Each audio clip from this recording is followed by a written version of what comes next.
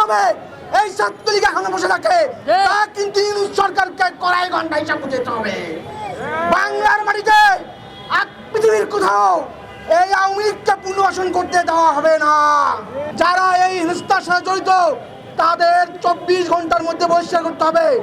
যদি বহিষ্কার না করা হয় তাহলে তৌফিক সাহেব আপনি কিভাবে পররাষ্ট্র উপদেষ্টা থাকেন তা কিন্তু বিপ্লবীরা দেখে নেবেন। আমরা কিন্তু আমাদের লড়াই চলমান আছে। এই বাংলাদেশ থেকে আওয়ামী লীগকে শুধু বিতাড়িত করলে হবে না, আওয়ামী লীগের দলীয়ভাবে বিচার করতে হবে। অনতিবিলম্বে যারা যারা এই হামলাকে আস্কারা দিয়েছে, যারা তথ্য প্রচার করেছে, যারা মিস ইনফরমেশন দিয়ে গতকালকে যখন বাংলাদেশের রাজনৈতিক নেতৃবৃন্দরা তারা যখন এয়ারপোর্ট থেকে বের হবে তার আগে কিন্তু এনসিপি সহ জাতীয়বাদী দলের প্রবাসী সংগঠনের নেতা সেখানে উপস্থিত ছিল। কিন্তু এই ছাত্রলীগের সাবেক নেতারা তাদেরকে বলে তারা নাকি যথেষ্ট নিরাপত্তার ব্যবস্থা রেখেছে। মানে তারা পরিকল্পিতভাবে এই হেনস্থার আয়োজন করেছে। এই তদন্ত কমিটি করে যারা এই হেনস্থার সাথে জড়িত তাদের 24 ঘন্টার মধ্যে বহিষ্কার করতে হবে। যদি বহিষ্কার না করা হয় তাহলে তৌফিক সাহেব আপনি কিভাবে পররাষ্ট্র উপদেষ্টা থাকেন তা কিন্তু বিপ্লবীরা দেখে নেবেন। আমরা কিন্তু আমাদের লড়াই চলমান আছে।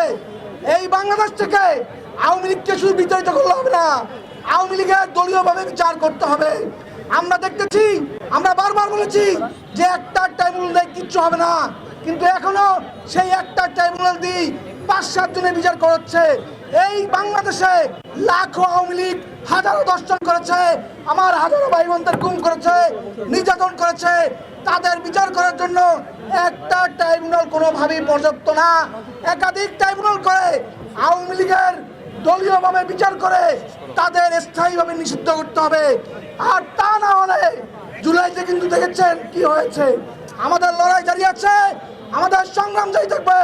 আমাদের বিপ্লব দীর্ঘজীবী হোক। ইনকলাব জিন্দাবাদ, নাগরিক পার্টি জিন্দাবাদ।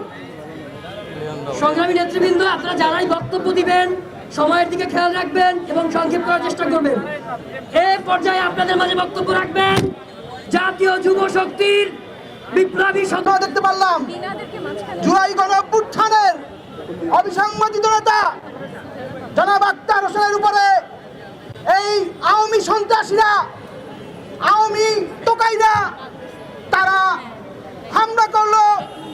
তারা জুলাই গণঅভ্যুত্থান পরবর্তীতে এই রাষ্ট্রের রাজনীতিতে মৌলিক পরিবর্তন আনার জন্য যারা প্রবাস ছেড়ে দেশের রাজনীতিতে যুক্ত হয়েছে সেই ডক্টর তাসলিম জারাকে কিভাবে ন্যাক্কারজনকভাবে স্লেজিং করা হয়েছে, তাকে কি ন্যাক্কার ভাষায় গালিগালাজ করা হয়েছে আপনারা দেখেছেন বিভিন্ন মিডিয়ার মাধ্যমে। এই টোকাই, এই সন্ত্রাসী, এই জঙ্গিদের তারা যে ব্যবহার করেছে তা আপনারা দেখেছেন। কিন্তু আমাদের প্রশ্ন, এই সাহস তারা কিভাবে পেল?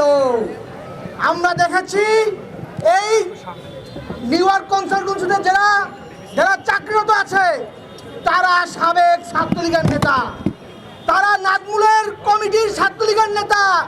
তাদেরকে দেওয়া হয়েছে এই যারা ডেলিগেট বাংলাদেশ থেকে গেছে তাদের নিরাপত্তার দায়িত্ব। এই জুলাই অভ্যুত্থান পরবর্তীতে আমেরিকার কনসুলেটে কিভাবে এই ছাত্রলীগ এখনো বসে থাকে তা কিন্তু ইউনূস সরকারকে কড়াই ঘন্টা হিসাব বুঝতে হবে। বাংলার মাটিতে পৃথিবীর কোথাও এই আওয়ামী লীগকে পুনর্বাসন করতে দেওয়া হবে না।